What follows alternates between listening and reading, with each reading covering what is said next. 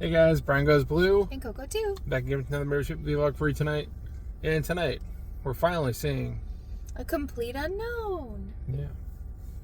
So this has been out since I think Christmas Day. Mm-hmm. It's like beginning of February now, so we're finally checking it out. Yeah. Yeah. I thought it would be like available online streaming right now, but it's still not, just because it's going to be part of the Oscar season and stuff. Yeah. Yep, this is Timothy Chalamet playing Bob Dylan. Yeah, I'm excited to see it. I'm glad it's not out on digital yet for our sake, because we still get to experience it in the theater. Mm-hmm. Which, with these musical biopics, it's better to see them like this. Yeah, I think so too. So, of course I know like the main Bob Dylan songs. Don't know much about his life at all. Nope. I'm not like a diehard Bob Dylan fan by any means, but of course we all know the few that are really well known. So yeah, I'm excited to learn more about his life, and it's kind of interesting. I did like a little bit of a light dive before we came out. Yeah, when you think about artists like back in the day. Mm-hmm. Like he was born in 41, so I wasn't even sure if he was still living, I wasn't sure, but he is, so that's kind of cool. And he has like 6 kids, so I wonder if I'm sure he knows about this movie. I wonder if he's seen it. 84. Yeah, or like likes it. Not that someone who was born in the 40s would like automatically not be living. That's seems insensitive to say. That's not what I'm saying. You think of like, musical artists, like legends that, were very popular back in the day, and you just wonder kind of where they're at. So, yeah, I'm excited to learn more. Me too. I don't know any other actors in here besides Elle Fanning. Oh yeah, that's right. She's in this too. She's my favorite Fanning of the Fanning girls. Yeah. But yeah. Yeah, so it's gonna just be a chill night. It's not a super late movie, so we've still got a little time. 7 o'clock movie. We're 15 minutes early. Yeah, but we have to go. We have to go to Five Below. Well, let's go there and then go past the trees. Okay. Past the trees, the AMC's we go. What's the last Chalamet thing we saw? Wonka? I think so. Yeah. Yeah. I think it was Wonka. Can't think of anything else. I think he was on SNL recently too. Huh? I think he was on SNL recently too. Oh yeah. Yeah. Wonka, of course. They should make a Wonka too. They should. We would see it. Yep. How does it feel? It feels like a complete unknown. They just brought out these little like mini claw machines here at AMC, and this is like so close to the ground just for little kids. It's pretty cute. There's a lot of them too. Look at all this. It's crazy. I don't even know what any of these are. Kittleton? $1 for 1 token. Whatever Kittleton is. It's crazy. It's like this Japanese looking stuff. Interesting. Alright, we just got out of seeing A Complete Unknown. Look at your thoughts in the car. And we're back in the car. Yeah. Yeah, like 3 hours later, almost. Was it 2.5 hours? It was 2.5 hours, yeah. Okay. 2 hours and 20. It went by pretty fast though. Yeah. Yeah. So what'd you think of The Complete Unknown? I think it was really good. Yeah. That was really good. It pretty much showed the start of Bob Dylan's like fame. Yeah, it didn't show everything. No. Like his whole life leading up to now, but yeah, like you said, his like start to fame, and from what I saw, it was like 4, 5-ish years where he really like climbed quick. Yeah. And then who was the guy he was meeting with? Woody Guthrie. Woody Guthrie, yeah. And, man. He was played by Scoot McNairy, which he was in Speak No Evil and a lot of stuff I do like, so I like that actor. Yeah. Unfortunately, he didn't have very many speaking parts. Or any, yeah. Yeah. His character was hospitalized. Mm-hmm. That was the part of his life that this movie took place. Yeah. And Edward Norton was in it. yeah, he played Pete Seeger. Pete Seeger, yeah. Yeah, and Joan Baez, I don't know who played her, but any Bob Dylan fan is gonna know that Joan Baez played a pretty big role in his life. Mm-hmm. I didn't know that because I didn't know that either.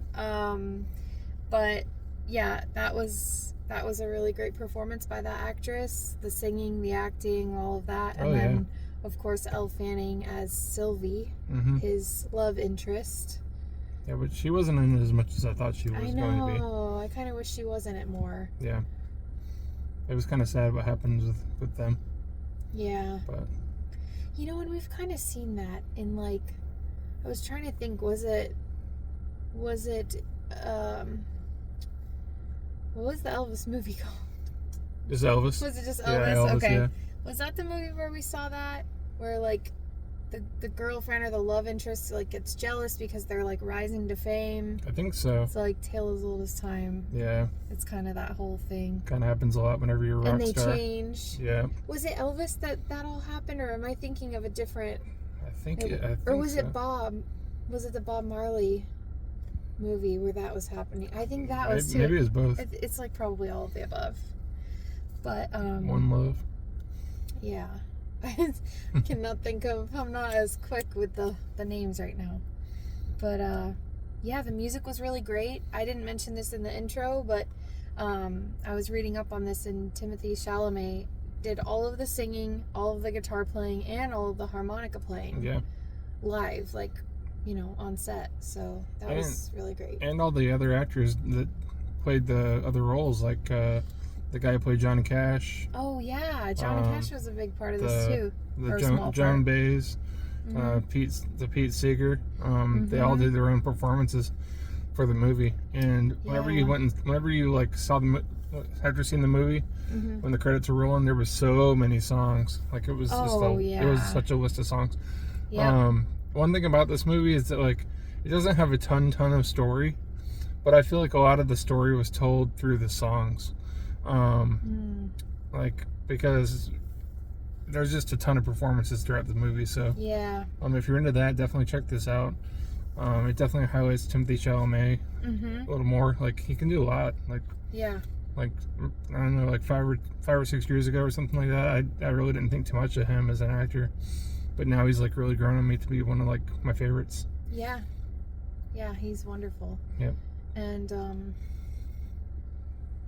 he really, it seems like he did a lot of research. Like, the way he carried himself, his mannerisms, his dialogue, like, just everything that he put into this role, he transformed into Bob Dylan.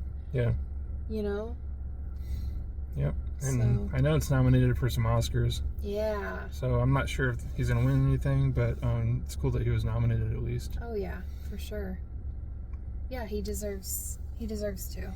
Yeah, but it kind of, like, not being too spoilery, but it goes through, if you know Bob Dylan's life at all, it goes through him playing up to, like, electric guitar type of material, and how the fans kind of disliked that side of him whenever they first came out, whenever he first started doing that type of music. Yeah. But I didn't know he made like 55 albums. That's crazy. That's a lot of music. Yeah, he's like considered one of the greatest songwriters of all time. I do know that much. Like, it's crazy. He was really good. You could definitely fill up an iPod with just his music. Oh yeah. Yeah, the Spotify top 5 is not enough. No. Like, you know how it shows like their most popular songs? Yep.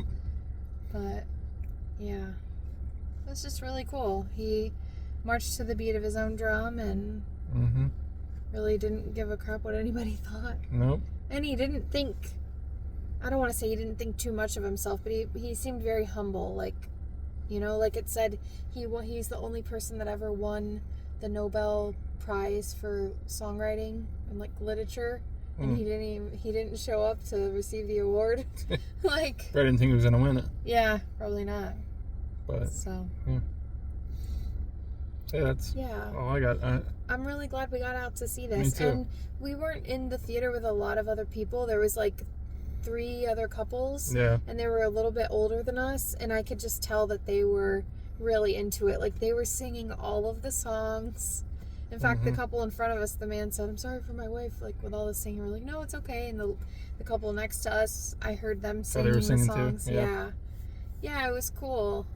It was really cool to, like, you know, we didn't grow up in that era. Like, we know about it because of our parents and, you know, history, but it must be cool for someone that did to, like, see a movie like this and kind of relive it. Yeah.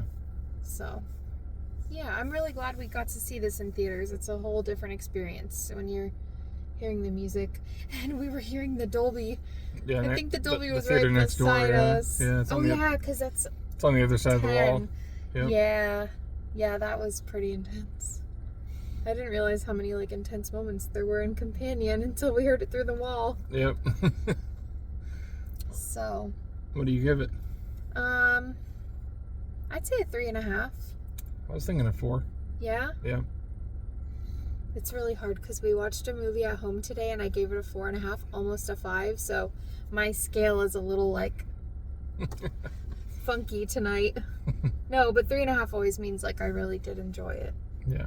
So, yeah. Be on the lookout for more reviews, guys. Plenty more where this came from. Stay after the previews, stay after the credits. Yeah, stay during the credits if you want to hear some some music more and music. see like a million songs that were in the movie. Yep, and a million performers throughout the movie too. Because there was a lot of other like musical acts playing too throughout the like the folk festival that they were highlighting the movie. Yeah. A lot of the movie in. Yeah. But yeah, Brian goes. Sorry. Well, you're good. No, I just remembered one of our favorite actors is in here. Fantastic Beasts. What's his name? Yeah, I forgot. Dan Fogler's in here. He's got a pretty big role in this too. It was really nice seeing him in this. Was he like a music producer?